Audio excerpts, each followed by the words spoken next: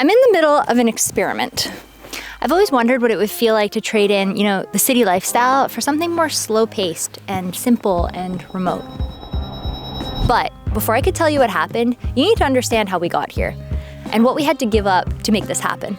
So I'm gonna be honest, at first, I wasn't really sure what this drastic change would feel like, mainly because we love where we live. It's an incredible city. We live in Vancouver, BC, where you have the city and the skyscrapers, and you got beaches, you have mountains, you have parks, you have wildlife. You're basically surrounded by nature while still being in a metropolitan city. Despite living in a really idyllic place, it comes at a cost. And it's a very literal cost. It's one of Canada's most expensive places to live. And most major cities are like this. Although we live walking distance to beaches and friends, it's wonderful in so many ways, but city life has its challenges. And the trade-offs for most of us who choose to live in cities is clear. We give up space for proximity, we give up savings for lifestyle, and then we give up unscheduled time for social connection. And there's a reason so many of us make that choice. It is a really incredible lifestyle. Hard to beat. Most of us have probably benefited a lot from the opportunities that come with living in a city.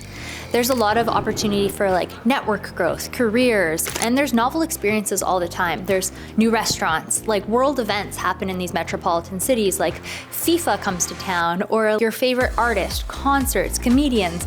There is never a shortage of novelty at your fingertips at any given time.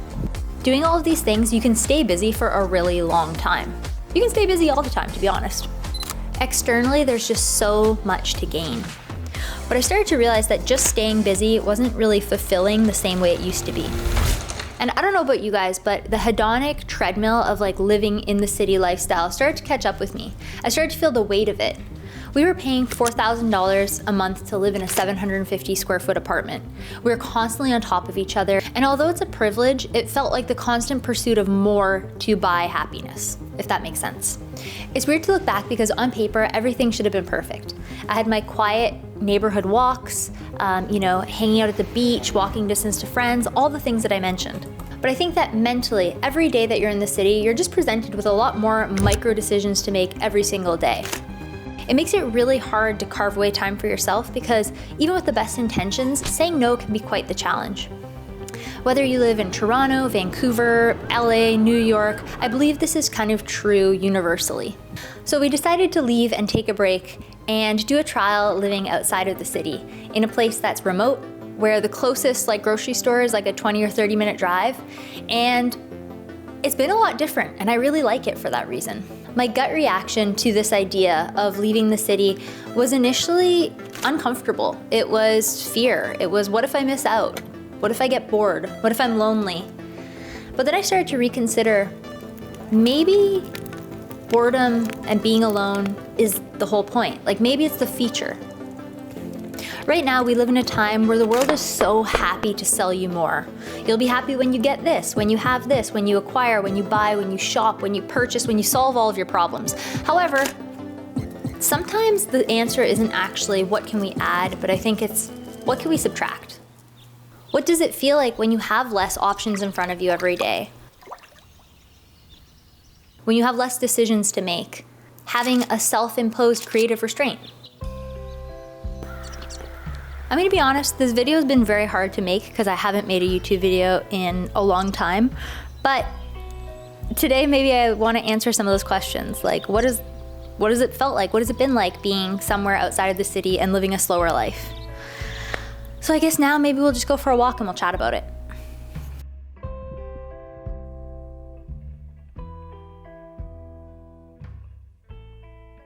As somebody who does creative work, I think overstimulation takes away from the opportunity to get bored and be creative. And since I've been out here, the physical space of just, being out in nature unstimulated, there's not a lot competing for your attention out here. I mean, don't get me wrong, I can get sucked into Instagram or watching YouTube videos or, the news like anybody else. But for the most part, I don't have a lot of options. I can come into nature and I can go for a walk in this provincial park. And if I'm not here, then I'm at home. And if I'm not at home, I'm down by the water. And if I'm not down by the water, then I'm maybe in town doing errands. But the point is there's limited options, unlike the city. Like right now I'm sitting here taking in this beautiful view, watching the clouds dance around the mountains, and that's pretty cool. Every day the vistas change. Every day it's like a different skyline. Sometimes there's snow, sometimes the trees are colorful. I love watching the seasons change. It's been really beautiful. I'm gonna be honest, making this video today has been very stressful. I'm very out of the habit of shooting myself.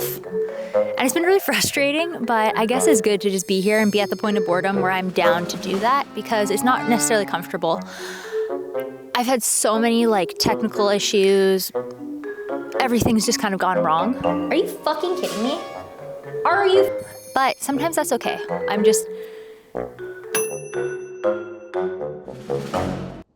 My strategy for continuing this video is to not try as fucking hard. I just need to lower the bar, and that's what we're doing.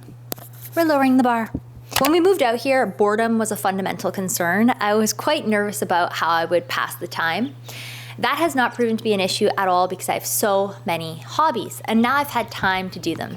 And a lot of them are analog as well. So it's like getting offline, getting off screens, and trying to do different things. Let me show you some of my hobbies.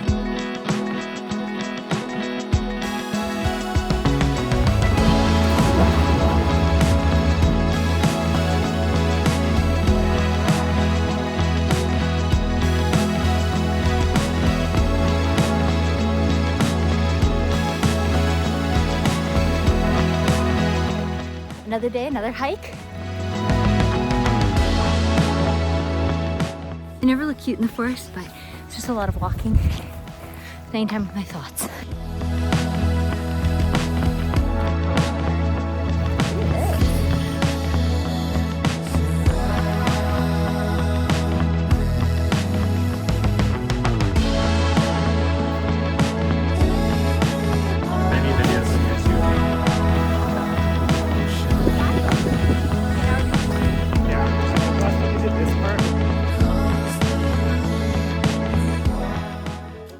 Okay, I'm taking on doing more slow hobbies, and today that means that we're thrifting a little stool I got. It was $5, 30% off, ended up being $3.50. So yeah, today we're gonna flip it and breathe some new life into this poor little stool that is gonna be my cute little footrest, and it's gonna be good for the cottage because we often need more seating. Do I care what I look like?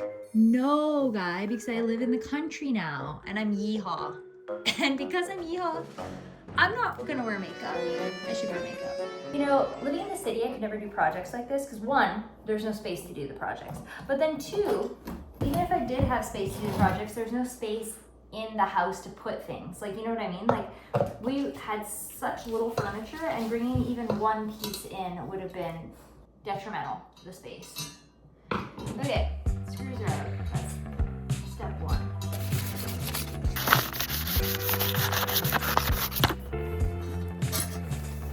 So the paint I went with is a matte walnut color. It's a very dark color, but not black.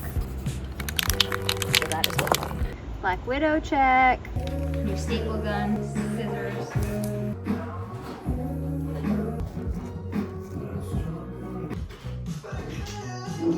Have you found a good spot? Now, gotta take off these staples. Time to take the staples out. I actually don't know. This is a better tool. The hammer wasn't working very well. But look at the old pattern, or the old material that was underneath. I feel like somebody in the 90s put this on top of this, which is probably like from the 70s or 80s. It's actually kind of I'm kind of like, should I reveal the original? But then I think it'll look a little bit dated and it probably won't go with our style, but kind of fun. Update where we're at. We have our foam cut out. We have the backing taken off so that we can put the foam on top and then layer on our new fabric, which is kind of this like boring but effective kind of like warm neutral fabric. So it has a nice texture to it. I just think it goes with all the woods in here and stuff, and it's inoffensive for this as a rental. So let's do it. Wouldn't have taken me so long if I didn't do the corners so like meticulously.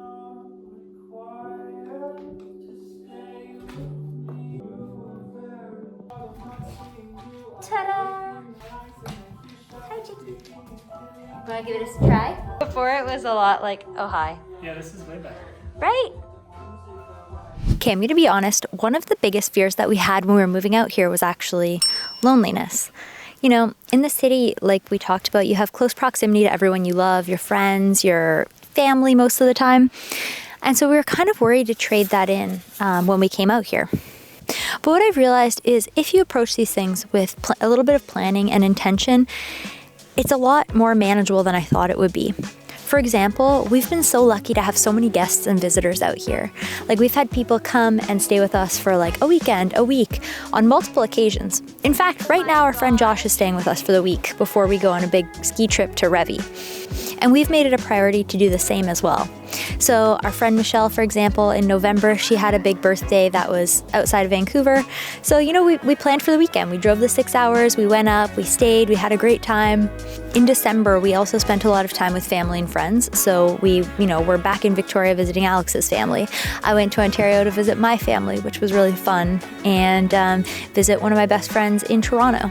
Taking the time to intentionally plan moments where you can visit with your family and friends or invite them to come and visit you is like the best way to, I think, find balance when you live somewhere more remote or far away. If you're okay with a little road trip to go see people, if you have the flexibility with your job, like we work from home. Obviously, if we didn't work from home, this would never be a reality in any world. But if you do work from home, if you have flexibility in your schedule, there are always things that you can do to make the lifestyle work for you. And I think that's really important. So it's all about how intentional you want to be and how much planning that you put into those relationships and maintaining them. When we don't have visitors, it's been really nice to just hang out one-on-one and explore the area and take the dog out and kind of do things that we haven't had time to do in the past. So overall, that's kind of what I think about that. This experiment has been a really wonderful thing, and I encourage, if you're thinking about making a change in your own life, try it out. Most choices in life are reversible. So if you try something and you don't like it, you can always go back to what you were doing before, but at least if you try, you know what's on the other side. So one last thing I want to talk about before we end this video is about money, because that's obviously a big factor in doing something different, because obviously financials are very important when you're doing something like this. And it might seem kind of unattainable, but I want to talk about the numbers just quickly at a high level. If you want to hear about, us buying this house, there's actually other videos on my channel from like 2021 when we bought the house. All things considered, the cost of living everywhere has gone up.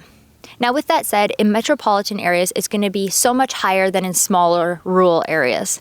So even though out here we're living in this 3-bed, 3-bath house, the cost of renting that sort of property is still, in most cases, less than living in the city. And at the end of this experiment, I'm happy to report that we really loved our time so much here that we plan to return and live full-time out here again next winter. Obviously we'd stay, but it's rented for the summer, so we kind of have to leave and figure something else out. I think the point that I want to get across is you don't have to own a house in order to do something like this. To do a short-term rental or a sublet for a short amount of time to try something new is very possible. And some areas have off-season rates. So a lot of people come here in the summer for the lifestyle, for the lake, for tourism. But in the winter, it's often very dead, and you can get rentals that would normally cost a lot of money for a fraction of the price. So there's always ways to figure out how to make it work. In this case, the limitations are partially financial, but I think also it depends how much autonomy you have in your life. So if you have children, it's a lot harder to do this kind of drastic change. If you have a job where you have to be in office every day, it's a lot harder.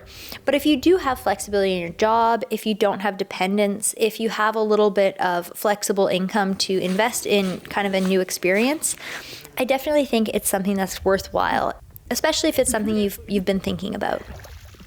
Oh, is that a rock? Yeah,